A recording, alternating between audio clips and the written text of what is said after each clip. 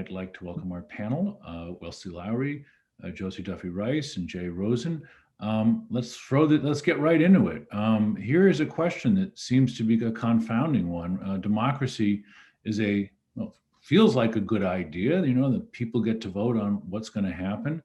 And I think the founding fathers had a pretty good sense that in order to cast those votes, even though they were limited in those days, you had to have an informed populace. Thus, we had a First Amendment protecting free expression and the press. And that seemed like a pretty good theory. We inform the people, they cast informed votes, we get good decisions. How's it working out? Jump in, please. Josie, what do you think? How's that theory working out so far these days in the 21st century? My immediate reaction was to kind of laugh at that, but perhaps it's working out better than it's worked out for most of our history, right? Both democracy and access to the press.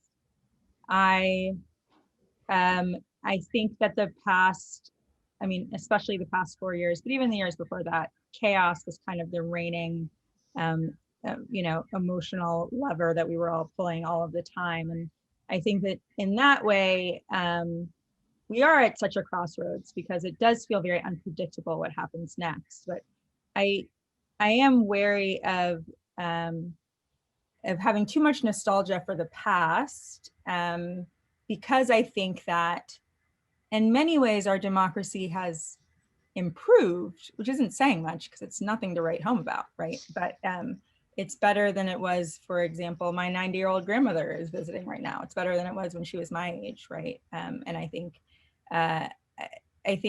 keeping that in perspective is important.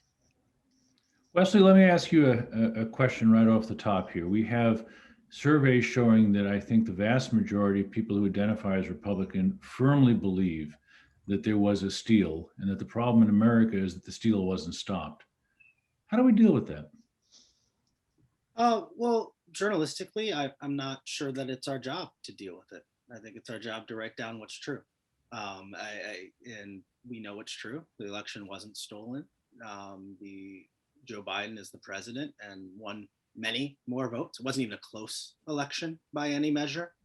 But it's unsurprising that when you have a political party that has spent at this point almost 50 years as its most consistent ideological plank being the villainizing of the press, the denying of basic facts, that we would get to a point that that party would lose an election and the majority of its voters would not believe that they lost that election legitimately.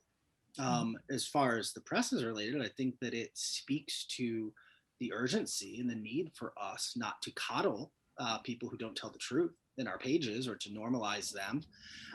Because again, this is what we talk about the most recent ex-president as someone who has unquestionably attacked the press full-throatedly, but he was just building on ideological pillars and attacks that have been commonplace in the Republican Party going back to Nixon. And so I think that, again, I think what's hard for us as journalists is that our behaviors and our actions do impact trust. They do impact whether or not and therefore the effectiveness of our journalism, that writing down truths if no one believes them is difficult. But first and foremost, our job is to tell the truth, and whether those truths are popular, whether those truths are believed, and I think that, in fact, having that clarity of truth helps build a society of more trust, where people have to actually grapple with uncomfortable truths they don't like, as opposed to a world in which we coddle readers and hide from them that they're wrong about things or things are not correct.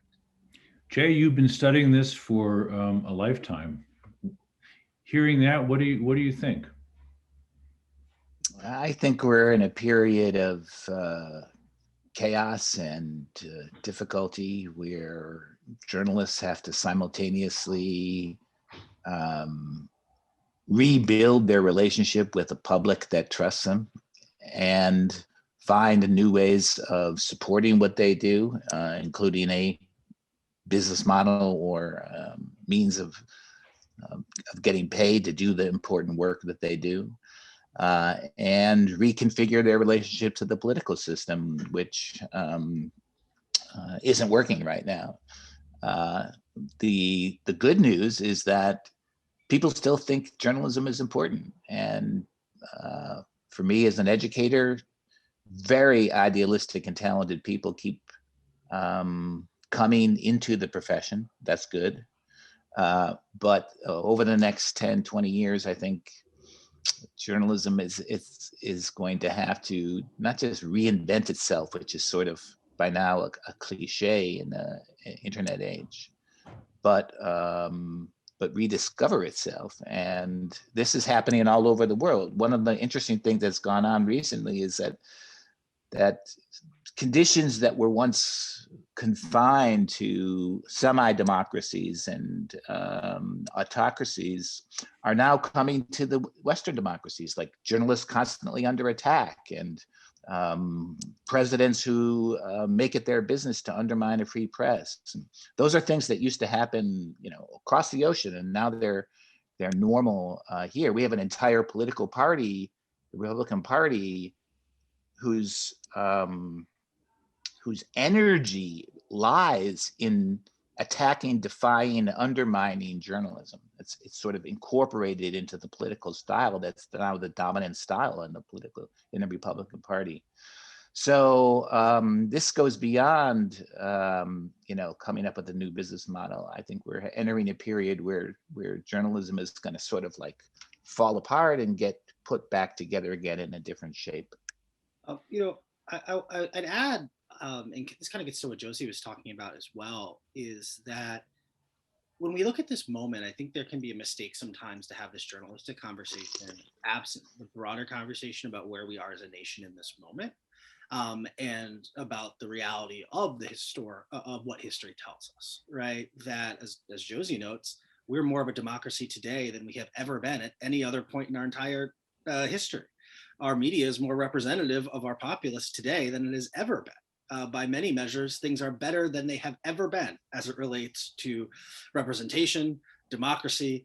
But the battle in this moment, and this is the fundamental societal question in the story of the American story, is, are we a multiracial democracy or are we a white supremacist country? And here we are in a moment where we are seeing progress towards multiracial democracy, and we are seeing a white supremacist backlash the way we have at every juncture throughout our history when we have taken a step towards multiracial democracy. So it's unsurprising to me that the almost monolithically white political party would have issue with that. What I would also note, while I don't in any way want to understate or undersell the significance of having a head of state actively attack the press, I think Ida B. Wells might have some thoughts about the idea that the American democracy wasn't a place where journalists were attacked. Her printing press was burned to the ground and she was run out of town by the Klan, right? That as it relates to this fundamental issue of who America is for, journalists who have advocated for a multiracial democracy have been lynched, have had their printing presses burned to the ground, have been exorcised from mainstream media for decades, right? So again, what we're seeing today is not particularly unique. In fact, it's just a new chapter of what has been the American story forever. So having said that, and sort of acknowledging, I think the truth of, I remember walking down the streets of Belgrade in 1992 with a colleague from the Washington Post, and we were covering the Serbs, and he looked at me, he said, "It's amazing, but the big lie works." And I said, "You're right." And I never thought that potentially I would be speaking that sentence about America. And so I guess my question following on from what you said, Wesley, which I'd like to throw to the panel is, there is a sort of, in a sense, numerical solution to this problem. Wait enough decades and sooner or later, I think the issue disappears. But in the present day, because that's where we're all living, what can journalism do to somehow reach at least a portion of the people who have internalized some of these things that are clearly not true? Is there any way of doing that? Is there anything we can or should be doing to reach that group? My immediate reaction to that is that time is limited and resources are limited. And when it comes to who I'm speaking to and who gets my attention, I try to, I work for I run a very niche website. It's obviously mostly focused on criminal justice. We have an unusual funding structure. We have an unusual model. But what I am interested in is shifting the way that people perceive certain issues and providing information that other people maybe would not provide about a system. And it occurs to me that I am, I only have one shot at this world, and spending it trying to convince people of my humanity, or that that Hillary Biden isn't running a pedophile ring out of a pizza place is just not the most effective use of my time. That being said, I think it's worth noting that it does have to be someone's job, right? Because we are seeing entire swaths of this country get caught up in a completely different reality. And I don't have the answer of how to fix that, other than, like Wesley said, keep telling the truth. But I do feel as if the truth has always been sort of the defensive position, right? We've always sort of had to play from the part of, no, trust me, we're telling you the truth in this field. And it's interesting to think about what journalism from the offensive position looks like, right? Where we have built the kind of systems and structures in this country that respect press even when they disagree with it, that hold it to a high standard, that fund journalism the way they fund candidates, and that takes a much deeper excavation of the problems in this country, of who we are and where we failed, than I think journalism alone can do. We can write the truth all day, and when people are willing to engage with that and think about what the truth is a totally different question. Well, Wesley, you do work, at CBS, which I would be willing to guess, reaches a decent number of people who voted for both candidates. I'm just taking a wild guess here that your audience surveys probably come close to 50-50. How do you think about this as you're framing something that is going to go to a mass audience? Because you do, in many cases at CBS, have a very large audience. How do you think about that? Certainly, and I do think about it, and I do think there's a push and pull. I think that there's a push and pull for the individual journalist, as well as for the journalistic institution, much less for journalism writ large, between our responsibility to history, to tell the truth, and our responsibility to the moment to have impact, right? And what I mean, and I think we see that tension play out very often when we have these conversations, right? That, well, if none of the Trump people will believe us, then how can our journalism in the moment change things, right? Mm-hmm.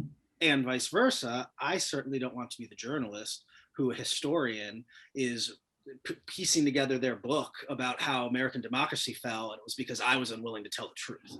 As we now see, there was a book that came out last year that reviewed press coverage, or maybe it was last year, very recently, reviewing press coverage leading up to World War II and the rise of the Reich. And they concluded that basically only the more activist Jewish and communist newspapers adequately covered the rise of Hitler. Mm-hmm. That all of the objective and straight down the middle people in the lens of history, were woefully ineffective at communicating what was obviously happening. That there were incidents where tens of thousands of Jews were being murdered, and it was getting a 3-paragraph blurb in the New York Times. Mm-hmm. And I think that, and it was dispassionate and both sidesy, and I think we do have to grapple with those, with that reality. And what I will say though is that we are always in crisis. We're not in any more crisis today than we were a decade ago, than we were 2 decades before. And I think that when you come from a background and from a lineage of people who haven't always had full humanity legally in the country. It's easy to see that. And I think other times for other folks, it's not as easy to see that. It feels like this is new or different. But, you know, what I think about, and this is what I think is the solution for me. I don't know that this is a solution for everyone, but I really do think a lot about how do I do work that is seeking, that is honest, that is fair, but also that I know I can be proud of in the long term. That is not just accurate today, but will be accurate and adequate in the long run. That educating the populace is the job of our public schools, not me.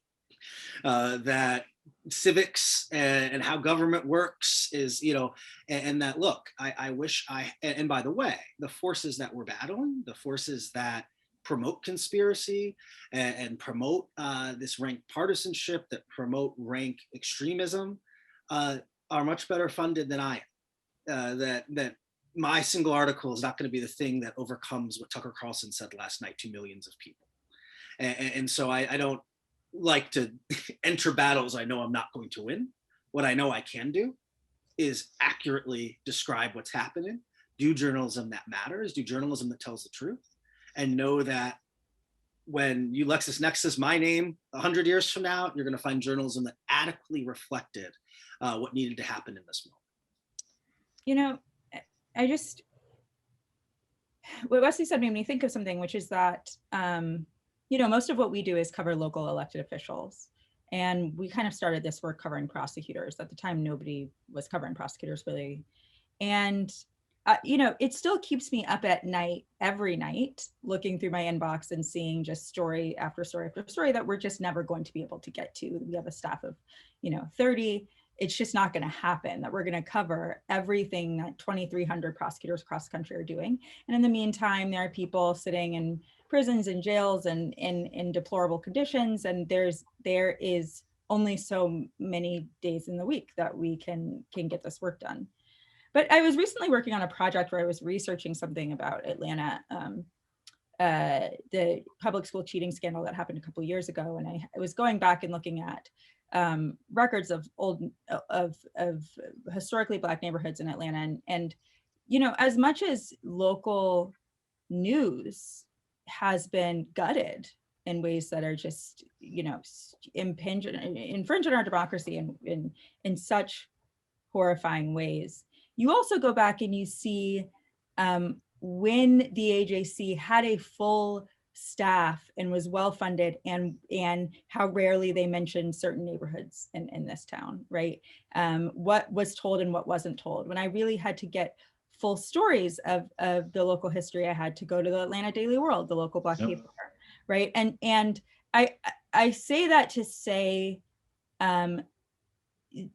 that I think our perception of what stories were ever told across race, class, and also geography, right? Just, you know, the minute you kind of got outside of the boundaries of Atlanta, the ability to tell those stories decreased massively, has set us up for failure in some ways, right? Has allowed this to happen. Tucker Carlson is both the problem, but also a symptom. And the fact that we have, that this is our reality is not separate from how we have traditionally viewed whose stories are worth telling and whose aren't. And so, you know, that is something I think the field has to grapple with and talk about, ensuring that people feel as if the press tells their story. Well, Jay, I know that you have written extensively on exactly that subject. Are we making progress on that front? Which front did you mean? The ability of journalism to connect with in any fundamental way the communities that it serves. Yeah. Well, I think it's important to start with the realization that creating an informed public is not something that a free and responsible press can do by itself. It's never been. There's a lot of other factors that have to come together for this transaction that we are interested in. Journalism supporting democracy by informing people about what's going on and illuminating decisions that they have to make, which you started with. a lot has to go right for that transaction to actually occur. For example, Wesley mentioned a couple of the conditions required: functioning schools, civics knowledge, which journalists can't be responsible for creating. But it's more than that. It's like a government that actually informs the people itself through, for example, statistics that tell us what's going on in the country. That's a big part of how we know what's current reality is, as well as political leaders who respect the importance of an informed public and try to themselves inform it, as well as a civic culture in which people think it's important, for example, to know what's going on. And making stuff up is considered, bad behavior. All of those things have to be working for the press to be working. And when we kind of like just focus on journalism, we're expecting something completely unrealistic of the press. And we're also letting all these other actors off the hook.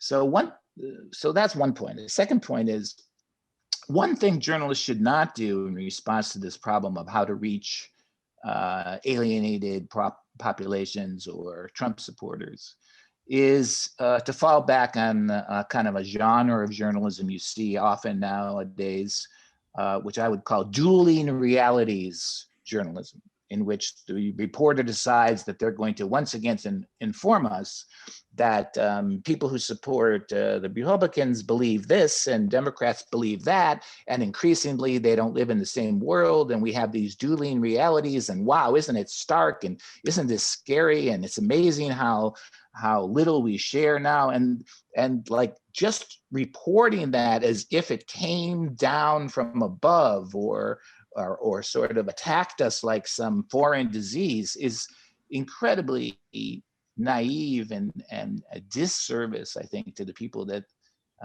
the press is trying to inform. So my rule for this is all dueling reality stories should be reframed as, how did the Republican Party arrive at this place where evidence, facts, verification doesn't matter, and I think that is a dramatic story. Finally, in trying to engage people who don't trust the news or don't use it regularly, I've found value in a distinction that the sociologist C. Wright Mills used to draw in the 1950s between troubles and issues. Troubles are things that are bothering people in their daily lives, things that they are worried about, things they might talk about with their family over the kitchen table. Issues come from the political system, and they're like packages that the system uses to run elections and create coalitions and draw support and define yourself against your opponent. And his point in making this distinction between troubles and issues was that when troubles don't connect to issues and issues don't speak to troubles, you have a breakdown of democracy. And so if there's one thing that journalists could do to start addressing this gap between themselves and 1/3 or 1/2 of America, it might be to start focusing more on troubles than issues and see if you can repair that connection. But ultimately, as Wesley said, the job of the journalist is to confront people with truth and to give an accurate account of what's going on, not to babysit alienated populations. Let me ask this question of our panel, because it is certainly popular and easy and to some extent correct to blame the internet for literally everything that's wrong. I would like to point out that I at ProPublica, Josie's organization, would not exist if the internet didn't give us the chance to publish freely. I will also say, as an older journalist who was once an investigative reporter, there is absolutely nothing as magnificent for investigative reporting as the internet. So it's not all bad. I just want to say that. But to what extent does the technology, the algorithms that sort of force feed people certain viewpoints and continue to reinforce those for commercial purposes. How much of that is playing a role in the problems that we're talking about here in your judgments? You know, this might be I think I have an outlier opinion on this, but I actually think the role of the internet is wildly overstated here. Mhm. I think that I do think that algorithmically, I mean, so on the one hand, I don't think we can let these powerful organizations off the hook about the role they are playing in radicalizing and feeding disinformation or hate speech to folks. But what's also true is that I just don't believe as a premise that our populace is more conspiratorial today than they were at times when the president could be assassinated and it would take you days to find out that that had happened. That the reality is we have more information and more access to information more quickly than we ever have had before, including good information. In a way that for large chunks of the country, they were largely cut off from good information in any immediate form for the vast majority of our history. And so I have a skepticism of that. Now, what I think is true is that you know, now everyone has a printing press in a way that was not true before. And so your racist uncle previously did not have the means to publish a pamphlet about all of his racist ideas. And now he can do that every day, every time he has one. And he can find my racist uncle and Josie's racist uncle, and they can all get together, right? That there is a convening that happens because of the internet, but those individuals still existed. They had their conspiratorial beliefs, they had their bigoted beliefs, and that all of that happened. Secondarily, the internet is not any more insidious than Fox News is, which was not any more insidious than talk radio was. So I do think that, again, I think there can be a bias that we have sometimes where it feels like the thing happening in our moment is this brand new threat that has never been seen before. And I am, again, because of the work that I do and the spaces that I exist in, this is the best it's ever been for in terms of the populace writ large not believing racist conspiracy theories. There's not a point in history that in American history that it would have been better than today. And so it's hard for me sometimes to go along with the narrative that like things are progressively getting worse in a way. I do think that different parts of our population, and I think those of us who work in media are being confronted with this in ways that are perhaps different than we were previously, that we can't be preciously naive about what's happening in the world the way we might have been able to be before. But like I said, I do think that the internet does allow for an intensity and it allows for community to be built. But you look at the messaging apps, the Discords or the Parlors, and they're no different than the paper pamphlets that the Klan was snail mailing each other in the 70s and 80s. Yeah, I mean, I think the conversation about community really does matter in both directions, right? I think about in my field, in the criminal justice field, when I graduated from law school, not that long ago, 7 or 8 years ago. And none of the conversation that we're talking about now in terms of how to shift the criminal justice system, where the power lies, what a future could look like was happening. None, right? I mean, it was happening in certain organizing communities, but it was not a major conversation. And what the internet has provided is a sounding board and just constant community. I mean, I think about, as a mom who has a law degree, I'm in 20 communities about that, right? Like it has provided an ability to assess where the people like me and not like me are, which I think as a journalist is a really, really important skill. I mean, I would say that like any other kind of social environment, I mean, Wesley points out the Klan. I think that like one of the ways in which one way that bad ideas didn't explode so quickly was because people didn't have this sort of community. Their community was geographic, their community was at work, their community was at bowling team, but it wasn't the sort of thing, wasn't a sort of one topic community. It wasn't a sort of, sole focused community. And you look at QAnon, right? For many people, this has been a social experience for them. People who didn't have friends before they got into QAnon, right? People are building communities in ways, I mean, you know, communities built on the subjugation of other people have always existed. Absolutely. I think what we're seeing in this particular moment is a rapid shift in the feeding off of each other. I mean, I think that what happened at the Capitol really demonstrated that, right? It is a the ability to be so insular and yet reach so many people when you want to does worry me. It does scare me.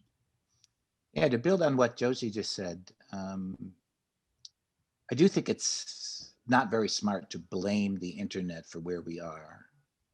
However, there are a couple of things about the internet that make for a major difference. And one of them, and I think this is part of what Josie was saying, is the falling costs for like-minded people to locate each other, realize how many of them there are, organize themselves into groups, find champions, is greatly accelerated by the internet. It's not that it didn't exist before, but it is much easier and it's more instant and it's more potent.